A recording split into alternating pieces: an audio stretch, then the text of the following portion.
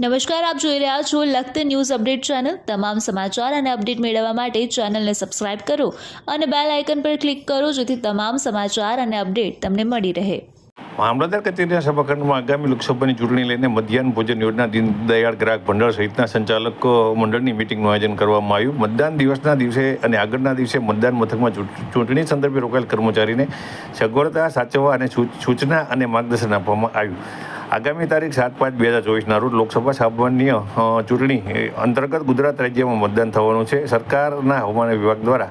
આ દિવસોની અંદર ગરમીને લઈને રેડ એલર્ટ જાહેર પણ કરવામાં આવ્યું છે। ત્યારે મતદારો સાથે મતદાન મથકમાં મતદાન કરવા માટે થઈને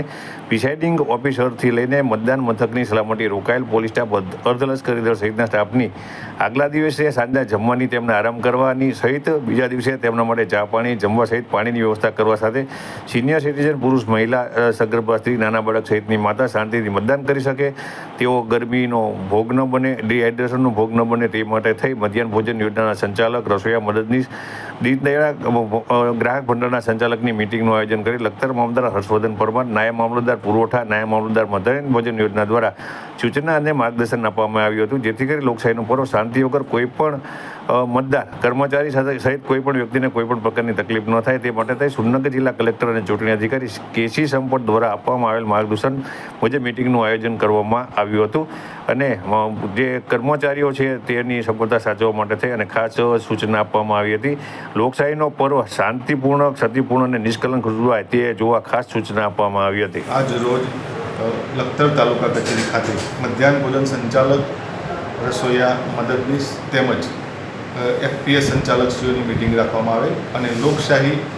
2024માં જે નવ સુરેન્દ્રનગર સંસદીય મતદાર વિભાગની લોકસભાની ચૂંટણી અંતર્ગત આજ સર્વે મધ્યાહન ભોજન સંચાલક, FPS સંચાલક શ્રી તેમજ હાજર તમામ સ્ટાફને પોલ ડે એટલે કે તારીખ 7/5/2024ના રોજ જે મતદાન થનાર છે એ દિવસે ગરમીની હીટવેવની આગાહી હોય, મતદાન મથકે પૂરતા પ્રમાણમાં પાણીની સુવિધા ઉપલબ્ધ થાય, ગ્રામજનો દ્વારા સ્વૈચ્છિક કુલરની વ્યવસ્થા કરવા માટે તેમજ